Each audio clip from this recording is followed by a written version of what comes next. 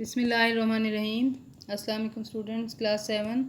आज हम नर्दबान के पेजेस करेंगे और आज हमारा लेक्चर नंबर 20 है। और जो है ना 7 जून 2021 पीर का दिन है। तो हम जो है नर्दबान के कौन कौन से पेजेस करेंगे देखते हैं। सफ़ा नंबर है जी 18 और 19, ये हम करेंगे। और ये है कुदरत का कमाल। और ये जो है ना नबातात और घास के बारे में जो है ना आपकी तफहीम है, जो कि आप पैराग्राफ पूरा पहले पढ़ते हैं इबारत, और उसके बाद समझने के बाद उसको पढ़ने के और समझने के बाद उसके जो हैं सवालात, उनके जवाबात आपने देने होते हैं। तो हम अब इसको पढ़ना शुरू करते हैं।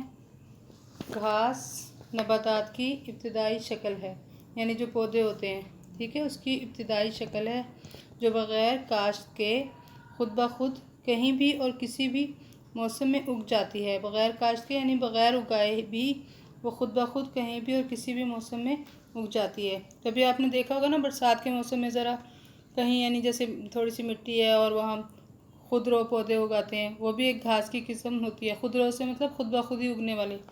ये कुदरत का एक मुनफरिद कमाल है जिस पर कुर्राए अर्ज़ के बेशतर जानवरों की खुराक का इन्हिसार है। कुर्राए अर्ज़ यानी ये जो हमारी ज़मीन है, इसके ऊपर जो जानवर रहते हैं उनकी खुराक का इन्हिसार है। जैसे ऊँट, गेंडा, हाथी, गाय, घोड़ा और हिरन जैसे सैकड़ों मजबूत और तवाना जिस्म वाले जानवर घास खाकर गुजारा करते हैं। जंगलात और बागात की जीनत भी घास ही से है, यानी जो बाग होते हैं, ग्राउंड होते हैं, जंगलात होते हैं, वहाँ घास होती है। तो मतलब दरख्तों के साथ साथ फिर ग्रीनरी अच्छी लगती है ना, यानी सबज सबज सब्ज़ा हमें दिखाई देता है, ठीक है। खुसूसियात के एतबार से इसकी हज़ारों इकसाम हैं। इनमें से बाज़ इकसाम मसलन सवामक और बरमूदा वग़ैरह हैं। कीमती तसव्वुर ये की जाती हैं। ये जो अभी आपको नाम बताए हैं, ये घास की जो इकसाम है, ये कीमती तसव्वुर की जाती हैं और इनकी बाकायदा काश्त होती है।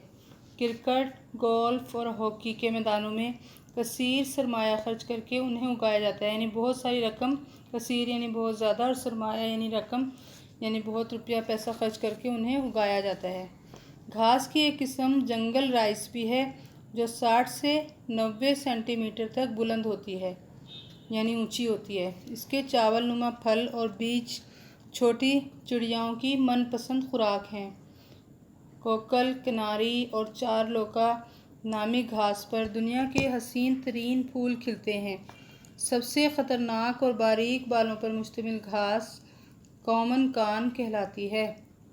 पहली और दूसरी आलमी जंगों के दौरान लोगों ने कहत की बुनियाद पर मजबूरन घास खाकर अपना पेट भरा था।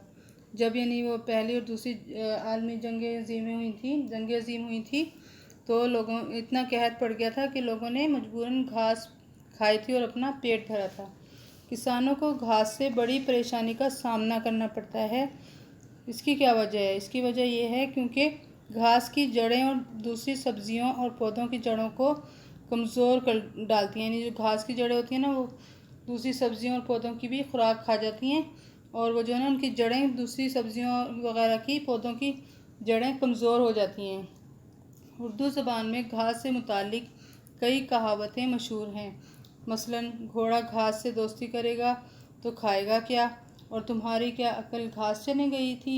यानी जैसे किसी की बेवकूफ़ी पे हम इस तरह बोल देते हैं, तुम्हारी अकल क्या घास चने गई थी, ठीक है। ये अब इबारत आपने पढ़ी है जो कि नबातात यानी कि घास के बारे में है, ठीक है। और जो है ना अब आपने अगले पेज पे जो कि हमारा 19 सफ़ा है, उस पर आपने सवालात के जवाब देने हैं और बाकी भी जो काम है इसका हम करेंगे, ठीक है।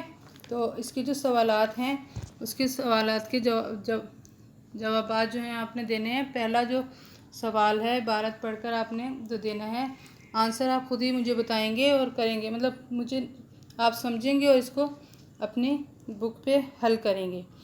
घास पर कौन कौन से जानवरों की ग़िज़ा का इन्हिसार है, ग़िज़ाई इन्हिसार है, यानी कौन कौन से जानवर जो हैं इसमें इबारत में बताए गए हैं कि वो घास खाते हैं, वो आपने बताने हैं। घास की कीमती इकसाम कौन सी हैं और उन्हें कहाँ उगाया जाता है, ठीक है। किसान घास से क्यों परेशान होते हैं? ये हमने अभी पढ़ा था। ठीक है, किसान घास से क्यों परेशान होते हैं। और नंबर 4, घोड़ा घास से दोस्ती करेगा तो क्या खाएगा क्या? इस कहावत से के क्या मायने हैं? यानी इसको हम यूँ भी कह सकते हैं, अगर कोई भी अपने फ़ायदे वाली चीज़ पर रहम करे और उससे दोस्ती करे तो फिर उससे फ़ायदा कैसे उठाएगा। ठीक है ना। लोगों को घास कब्र क्यों खानी पड़ी? अब ये आपने खुद ही बताना है। और अब जो है ना आपका बे पार्ट जो है इसका बेजुस, उसमें है द झैल अल्फाज का अंग्रेज़ी तर्जुमा आपने बताना है। उर्दू दी हुई है, अंग्रेज़ी आपने बतानी है। पहला है इन्हिसार, कहते हैं ना हम मैं उस पर इन्हिसार करता हूँ या वो मुझ पर इन्हिसार करता है, इस तरीके से इसका क्या होगा, डिपेंड करना यानी, तो इसको हम कहेंगे डिपेंडेंट। इसके स्पेलिंग क्या होंगे, DEPENDENT। ठीक है। फिर है काश्त, काश्त का मतलब उगाना, काश्तकारी करना। कल्टीवेशन, कल्टीवेशन की क्या स्पेलिंग है, वैसे आप डिक्शनरी से भी कंफर्म कर लीजिएगा।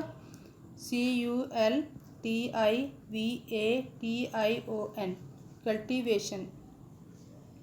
फिर है खसूसियात, करेक्टरिस्टिक्स, इसके स्पेलिंग के हैं CHARACTERISTICS।